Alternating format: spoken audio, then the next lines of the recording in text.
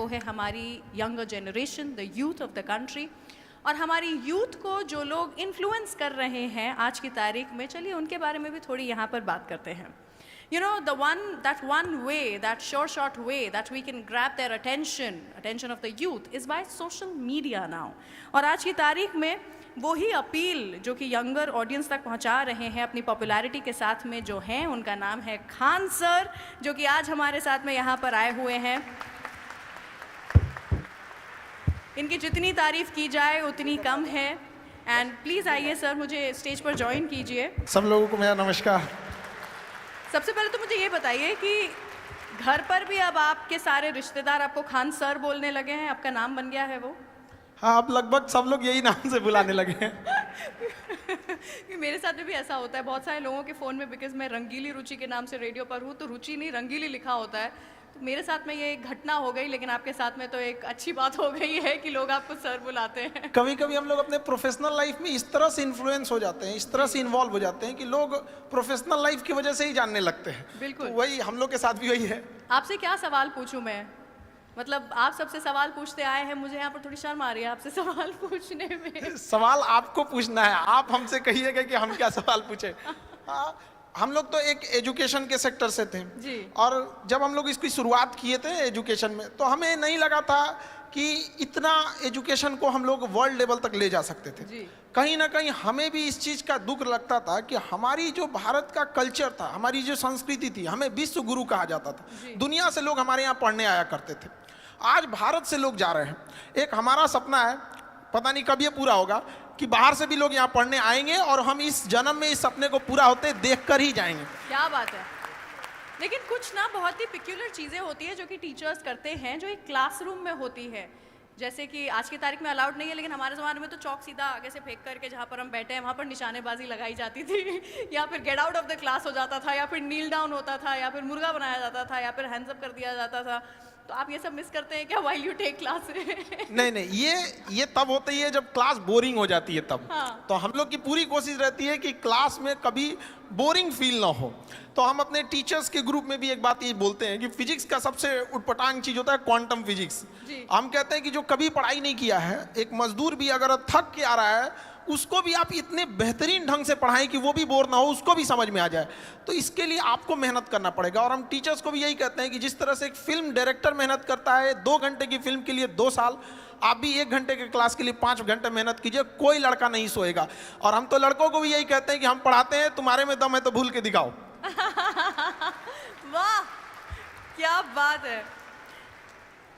तो मैं आपसे जानना चाहूँगी कि YouTube, जिसके ज़रिए आप actually millions and millions of students तक पहुँच पा रहे हैं, YouTube एक शिक्षा का माध्यम इन इंडिया, ये जो एक टॉपिक है, इसको अगर आप थोड़ा सा इलैबोरेट कर पाएंगे, so that people also know, जो कि आज तक शायद आपकी क्लासरूम का हिस्सा नहीं बन पाए, उन्हें पता चले कि क्या किस लेवल का इम्पैक्ट है जो कि आपने भारत में जो विद्यार्थी हैं उनके ऊपर बनाया है। YouTube एक शिक्षा का माध्यम। देखिए, पहले एजुकेशन, अभी क्या हो गया, एजुकेशन एडटेक हो चुका है। Edtech in the sense education के साथ साथ आपको टेक्नोलॉजी को भी लाना पड़ेगा। अब शुरुआत में हम लोग भी इसको एडॉप्ट नहीं कर पाए थे। 2019 के टाइम पे जब हमें कहा गया कि अब थोड़ा सा ऑनलाइन बताया जाए, तो चूंकि हमारे पास पटना में हम एक सेंट्रिक थे, वहाँ पे सबसे बड़ा क्लासरूम था, तो हमें लगता था कि लड़कों को हम यही पढ़ा रहे हैं। लेकिन उस समय जिन लड़कों को जगह नहीं मिलती थी तो कुछ खड़े रहते थे, जिन्हें नहीं मिल पाती थी वो घर लौटते थे। बाद में जब कोरोना आया तो मजबूरी में हमको आना पड़ा यहाँ पर, और कोई रास्ता ही नहीं बचा वहाँ पे। तो हम तो जैसे पहले पढ़ाते थे वैसे अभी भी पढ़ाते हैं, लेकिन पहले क्या था, एक क्लासरूम तक लिमिटेड थे, और अभी क्या है, यूट्यूब के माध्यम से हर जगह कोई भी देख सकता है। तो इससे कई फायदे भी हुए हैं और कई नुकसान भी, मतलब फायदे ज़्यादा हैं। अब जो पढ़ने वाला है वो डिस्ट्रैक्शन से कैसे बचता है, इससे ज़्यादा फायदा स्टूडेंट्स को है। पहले क्या था, छोटे से क्लासरूम में टीचर्स उतना सिंसियर भी नहीं रहते थे। अरे 100 लड़के बैठे हैं, क्या दिक्कत है, अभी पूरी दुनिया देख रही है। और यही नहीं, जिंदगी भर वही रहेगा यहाँ पे, अगर कुछ भी अगर गड़बड़ निकला तो फिर तो पूरी व्यवस्था कर देगा। तो पहले के तुलना में पढ़ाई अब टीचर्स के लिए भी और मेहनत है, क्योंकि पहले तैयार करके आना है, पहले बोर्ड में ऐसे बना देते थे, अभी क्या है, स्क्रीन लगी रहती है, तो उस स्क्रीन पर क्या पीपीटी चलेगा, किस तरह के इमेजेज रहेंगे, वो पहले से लोड करने रहते हैं। तो ये लड़कों के लिए तो और बेनिफिशियल है। और यूट्यूब की एक खराबी है एजुकेशन के खास करके, यहाँ की सर्वाइवल ऑफ द बेस्ट होगा यहाँ पे, क्योंकि यहाँ ऑप्शन सबके पास है, कोई भी देख सकता है, कंपेयर कर सकता है किसी और से। तो जब तक हम यूनिक नहीं देंगे, सबसे बेस्ट नहीं देंगे, तब तक वो चीज़ें लड़कों को अच्छी नहीं लगेगी। और हमारी भी कोशिश यही रहती है कि कोई भी टॉपिक पे अगर कोई क्लास हमारा देख रहा है, जैसे लेट सपोज अभी यूक्रेन और ये रसिया चल रहा है यहाँ पे, तो हमारी कोशिश ये रहती है कि उस क्लास को देखने के बाद उसके पास कोई डाउट ना रहे। इट मीन्स कि उस एक बार लेक्चर देख लिया तो उसका पूरा का पूरा सिस्टम पूरी समझ में आ जाना चाहिए। तो यूट्यूब भी एक अच्छा माध्यम है। इसकी एक और सबसे बड़ी खासियत ये है कि सारे लड़कों को शहर में बड़े सेंटर्स पे पैसे की कमी से नहीं बुला के पढ़ाया जा सकता। आज भी गरीबी की वजह से पढ़ाई छूट रही थी। तो ऑनलाइन में ये हुआ कि एक बार सेटअप कॉस्ट है, उस पर कितने लड़के पढ़ेंगे ये कोई लिमिट नहीं है। तो इससे क्या हुआ ना कि हम क्वालिटी एजुकेशन एकदम सस्ते में पहुंचा सकते हैं। हम 6 महीने का कोर्स 200 रुपये में पूरे गांव-गांव तक पहुंचा सकते हैं।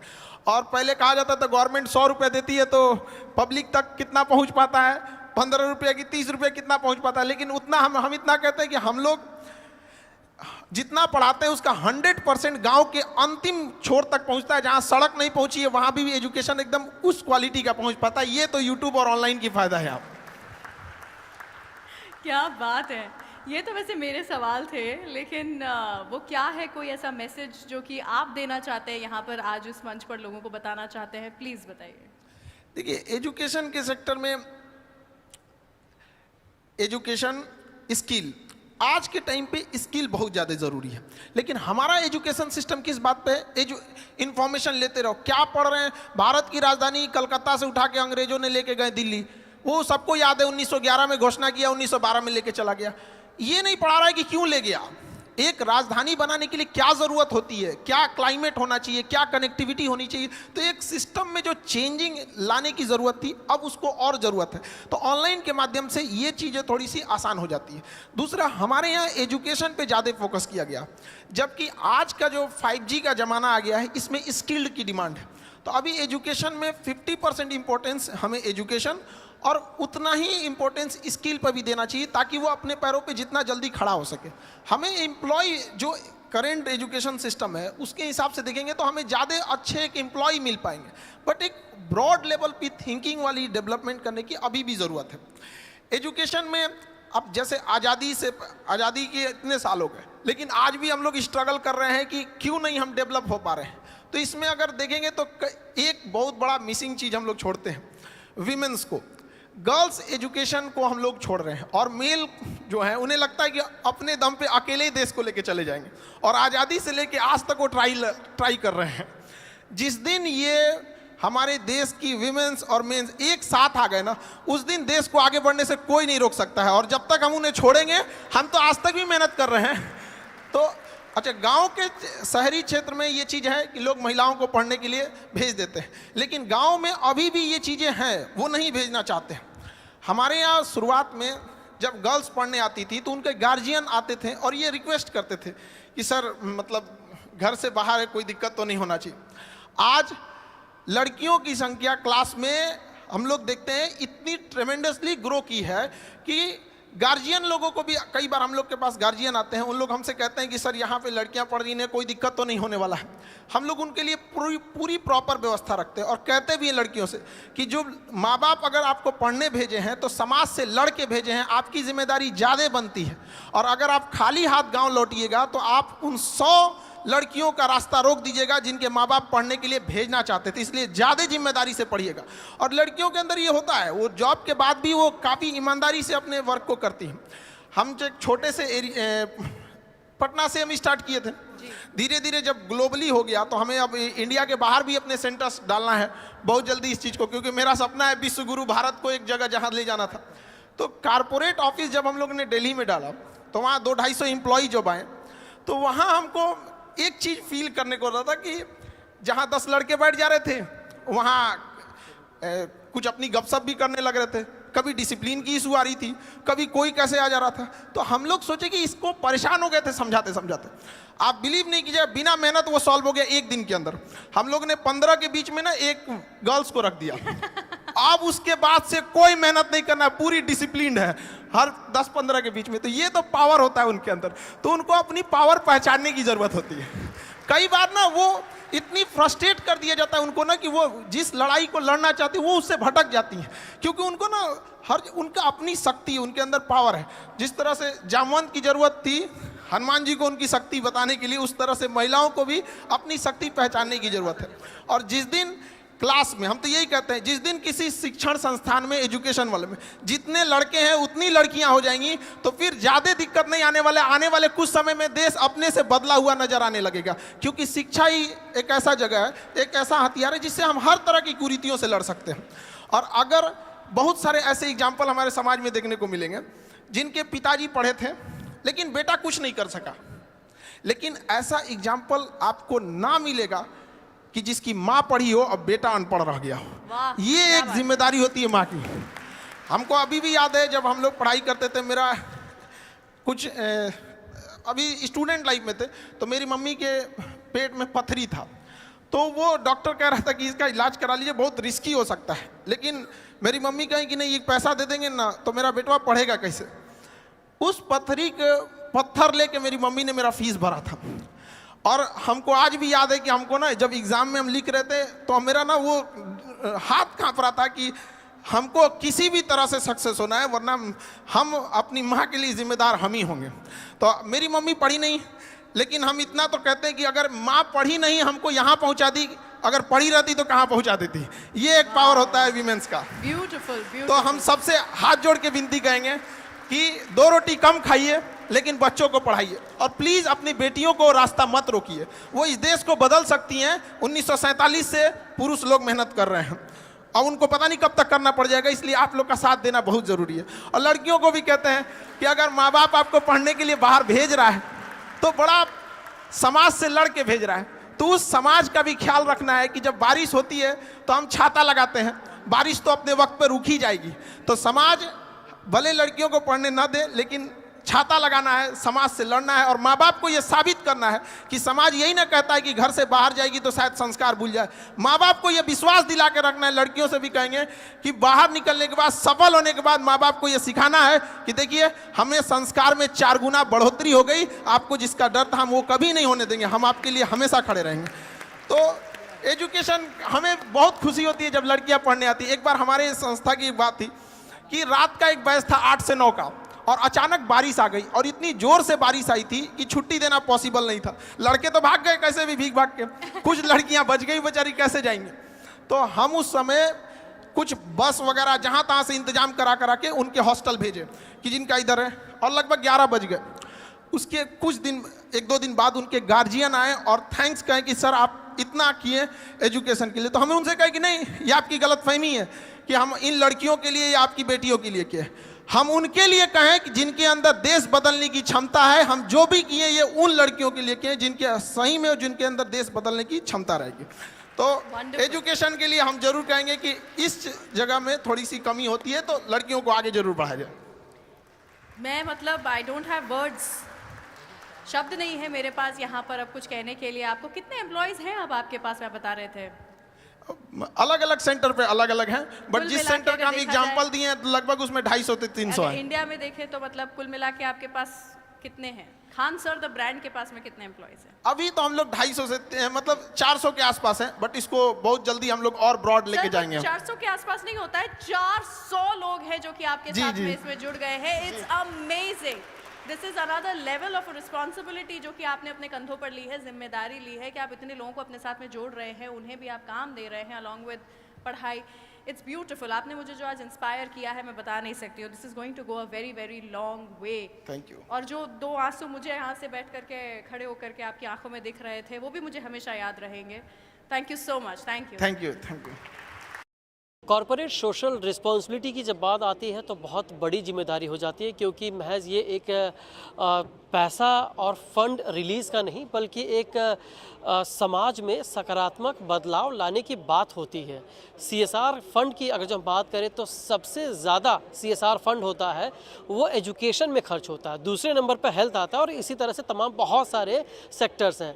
एजुकेशन की बात हो और खान सर का नाम ना हो तो ये हो ही नहीं सकता। The CSR journal excellence award के मंच पर खान सर बतौर यूथ आइकॉन इनको नवाजा गया। हमारे साथ खान सर मौजूद है। सर, एजुकेशनिस्ट हैं आप, सीएसआर और एजुकेशन को बिल्कुल अलग से नहीं जोड़ा जा सकता, मतलब इसको अलग नहीं किया जाता, इसको जोड़कर ही देखना ज़रूरी है। सर कैसे और क्या?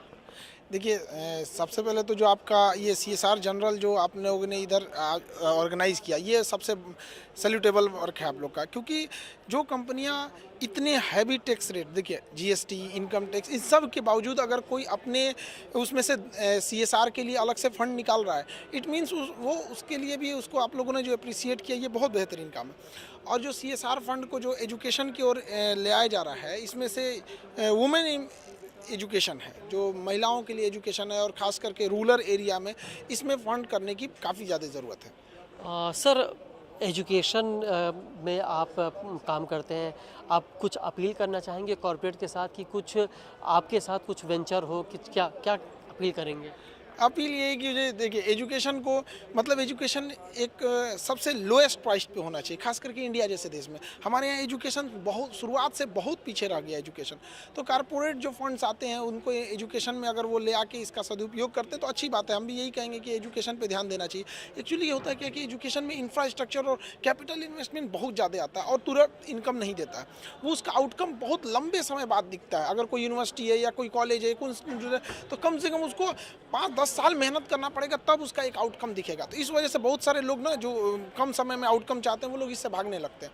तो एजुकेशन को भी, इस CSR को भी इस सेक्टर में एक और बेहतरीन ढंग से देखने की ज़रूरत है। सर एजुकेशन की बात करें तो सिर्फ यही होता है कि किताबी पढ़ाई, स्किल डेवलपमेंट भी एक एजुकेशन होता है जहाँ पर CSR का अच्छा खासा फंड इस्तेमाल होता है। सर इसको और बाइफरकेट कैसे किया जाए ताकि CSR का जो पैसा है वो बहुत अच्छी तरह से यूटिलाइज किया जा सके, मतलब एजुकेशन में क्या क्या हो सकता है?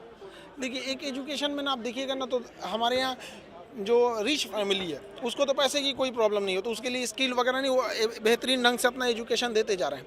लेकिन एक जो lower than middle class family, उनके लिए ना रोजी रोटी है, वो कन्फ्यूजन में हो जाता है कि हम कमाए कि पढ़ाएं बच्चों को। तो वैसे लोगों के लिए स्किल बहुत ज़्यादा ज़रूरत होता है, ताकि वो अपनी मिनिमम ज़रूरतों को अपने स्किल के दम पे अर्न कर सके, और बाकी वो अपने नॉलेज और आगे स्किल और चीज़ों को निखार के आगे बढ़ सके। तो 50% एजुकेशन पे और 50% स्किल पे, दोनों साथ रखना चाहिए ताकि दोनों एक साथ पैरेलल हो सके। सर आप रिमोट इलाके से आते हैं, आप ऐसे देश की जनता को रिप्रेजेंट करते हैं जो यूथ है, एजुकेशन आपके लिए एकदम से आपको बिना इससे जुड़ा कर ही देखा जाता है। सर आपसे ये सवाल है कि आपको नहीं लगता कि CSR का जो पैसा होता है या CSR एक्टिविटीज़ होती है वो चुनिंदा जगहों पर ही होती है, जो रूट कॉज है CSR को, उसको लेकर कहीं ना कहीं इसको ज़्यादा करने की ज़रूरत है? हाँ, अब CSR का फंड कौन किस एरिया में लेके जाता है ये तो हम लोग के कंट्रोल में नहीं रहता है। लेकिन हाँ, एक है कि डिजिटलाइजेशन जब से हुआ है, 5G या फिर डिजिटलाइजेशन की वजह से, उससे एक फ़ायदा हुआ है कि जो रिमोट एरिया थे वहाँ तक एजुकेशन अब अच्छे से पहुँच चुकी है। और डिजिटल होने से एक फ़ायदा ये हुआ है कि मतलब लो कॉस्ट में एजुकेशन एफोर्ड हो सकती है। अच्छा सर मैं आपका वक्त ज़रूर ज़्यादा लूँगा क्योंकि आप पकड़ में जल्दी नहीं आते और बहुत सीमित और बहुत कंजर्वेटिव आंसर आप देते हैं। आपसे जानना चाहेंगे बहुत सारी चीज़ें, मेरी बहुत जिज्ञासा और मैं बहुत दिनों से आपसे बहुत सारे सवाल मेरे हैं, उनसे जानना चाहूँगा। सर आपकी जीवनी, आपका जो संघर्ष है उसे दुनिया जानती है, दुनिया जग जाहिर है वो। सर लेकिन उस जीवन और उस संघर्ष के पीछे के बाद जो मजबूती आपको मिली है उसके बारे में मैं चाहूँगा कि उन सब चीज़ों के बारे में आप हमारे सिर्फ संक्षेप में बताएं। देखिए हम लोग तो एक एजुकेशन से जुड़े रहे हैं लोग, और अमूमन ऐसा कहा जाता है, ऐसे लोगों को लगता है कि उनका स्किल या एजुकेशन काम आएगा कि नहीं आएगा। बहुत सारे लोग अभी भी सुनते होंगे, लोग कहते हैं पढ़ लिख के कोई राजा हुआ है, जब उटपटांग बातें लोग करने लगते हैं। स्किल एंड एजुकेशन कभी ख़राब नहीं जाता। हम हर लड़कों को कहते हैं जी जान लगा के, अभी यंग एज है, मेहनत करो यहाँ पर। जितना ज़्यादा स्किल और एजुकेशन को अपने अंदर लाएंगे वो एक तरह का इन्वेस्टमेंट है, वो आगे जाके रिटर्न देगा ही देगा। लेकिन आजकल के यूथ ना शॉर्टकट भागना चाहते हैं। एक स्किल्ड और एजुकेशन दोनों को बैलेंस लेके चलना चाहिए। सर सब लोग खान सर कहते हैं, आपका नाम लोग आपके नाम मतलब जानने के लिए लोग कंपटीशन लगाए कि खान सर का नाम इतना इनाम पाओ। नाम तो बता दीजिए सर। ये नाम में क्या रखा हुआ है? देखिए इंसान को अपने काम से, प्रोफेशन बाय प्रोफेशन जाने जाना चाहिए यार। किसी को भी नाम से किसी, हमारा काम, एक शिक्षक का काम क्या होना चाहिए? पढ़ाना। पढ़ाई में अगर किसी को कंप्रोमाइज़ हो या दिक्कत है तो उसके लिए हम क्या है, उत्तरदायित्व हमारा बनता है यहाँ पे। पर्सनल चीज़ों में उतना हमको ज़्यादा दिलचस्पी नहीं रहती। हाँ, पर्सनल चीज़ों में आप एकदम से कतराते हैं, लेकिन एक चीज़ आपसे जानना चाहूँगा, आप ऑनलाइन सारी चीज़ें करते हैं, बच्चों को पढ़ाते हैं, वो मिस करते हैं क्या? वो बच्चे जब अपना ध्यान नहीं देते तो चौक फेंकना या फिर बच्चों का अटेंशन पाना, वो कैसे संभव हो पाता है? वो अटेंशन ही नहीं मिल पाता होगा ऑनलाइन? हम लोग ऑनलाइन ऑफलाइन दोनों हाइब्रिड मूड में रहते हैं। लेकिन जब ऑनलाइन की बात आती तो हाँ, जब ऑनलाइन देखिए धीरे धीरे एक्सपीरियंस आ जाने के बाद ना चीज़ें हैंडल हो जाती है, और पढ़ाते पढ़ाते इतना अनुभव हो जाता है कि कहाँ पे स्टूडेंट को प्रॉब्लम आएगा, किस टॉपिक को तेज़ी से निकालना चाहिए और कहाँ थोड़ा सा ब्रेक लेना चाहिए, तो धीरे धीरे अनुभव हो जाता है। बहुत बहुत शुक्रिया 10 साल